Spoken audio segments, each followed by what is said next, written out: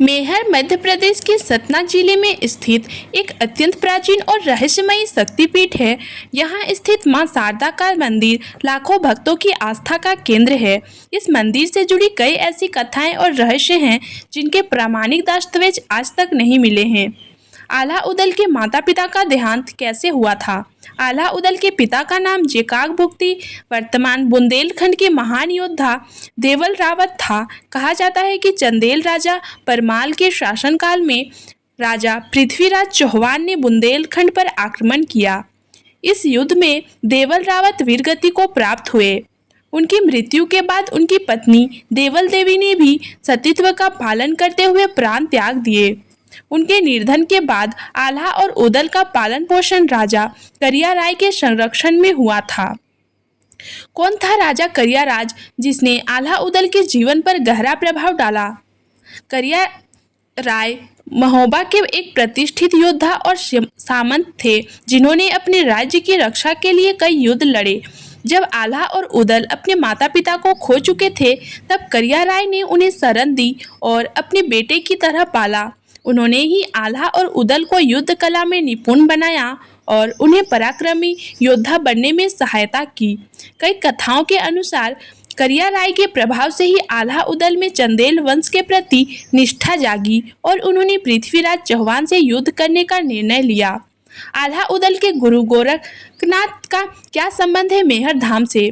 गोरखनाथ नाथ संप्रदाय के महान संत और योगी थे। उन्होंने कई क्षेत्रों में भ्रमण कर योग साधना की और भक्तों को आध्यात्मिक ज्ञान दिया। लोक कथाओं के अनुसार आल्हा उनके शिष्य थे और उन्होंने गुरु गोरखनाथ से अजय योद्धा बनने की कला सीखी।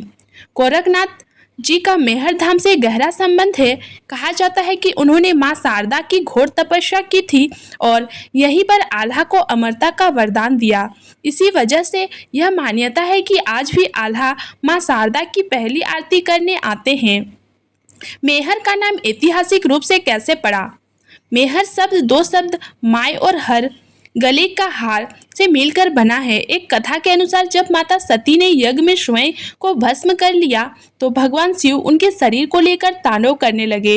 इस दौरान भगवान विष्णु ने अपने सुदर्शन चक्र से माता के शरीर के अंगों को विभिन्न स्थानों पर गिराया। इस घटना में माता का हार यानी गले का आभूषण इसी स्थान पर गिरा, जिसके कारण इसे माई का हार या मेहर कहा जाने लगा। आल्हा की मृत्यु कैसे हुई थी? कई किंवदंतियों के अनुसार आल्हा ने गुरु गोरखनाथ के मार्गदर्शन में योग साधना की और मां शारदा की कृपा से अमर तत्व प्राप्त किया। कहा जाता है कि वह आज भी जीवित हैं और मां शारदा की आरती करते हैं। इसी वजह से यहाँ रोज सुबह सबसे पहले आल्हा की आरती होती है। हालांकि कुछ अन्य मान्यताओं के अनुसार पृथ्वीराज चौहान से युद्ध के बाद उन्होंने संन्यास ले लिया और गोरखनाथ संप्रदाय में दीक्षित हो गए। उदल का प्राण अंत कैसे हुआ? उदल एक वीर योद्धा थे, लेकिन पृथ्वीराज चौहान के खिलाफ युद्ध में घायल होने के बाद उनका निधन हो गया। ऐसा कहा जाता है कि युद्ध के दौरान उदल की मृत्यु अचानक नहीं हुई, बल्कि वह गंभीर रूप से घायल होकर कुछ समय तक जीवित रहे। पृथ्वीराज चौहान से हुए विष्णु युद्ध में उदल को गहरी चोटें आई, जिसके कारण उनका जीवन समाप्त हो गया। उनके बलिदान को बुंदेलखंड के वीर इतिहास में स्वर्ण अक्षरों में लिखा गया है।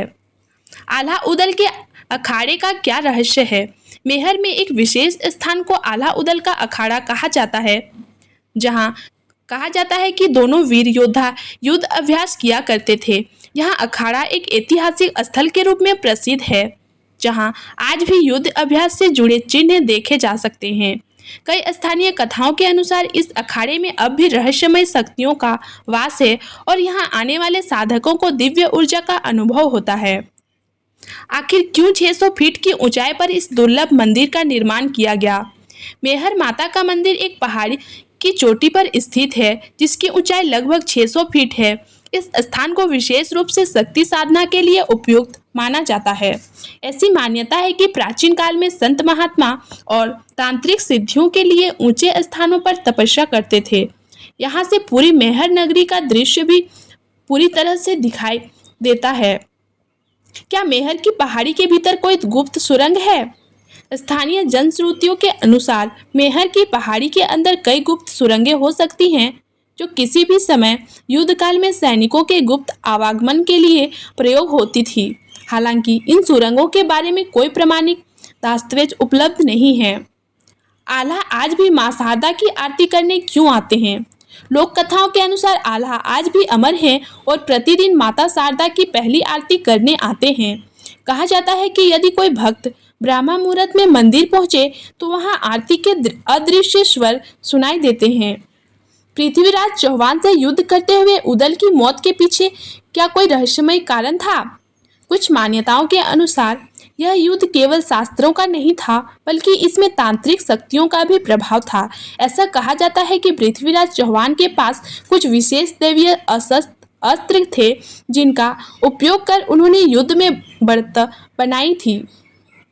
युद्ध के दौरान गुरु गोरखनाथ आखिर आल्हा से मिलने क्यों आए? जब आल्हा युद्ध में अत्यधिक घायल हो गया थे, तब गुरु गोरखनाथ उनसे मिलने आए और उन्हें योग साधना की ओर प्रेरित किया।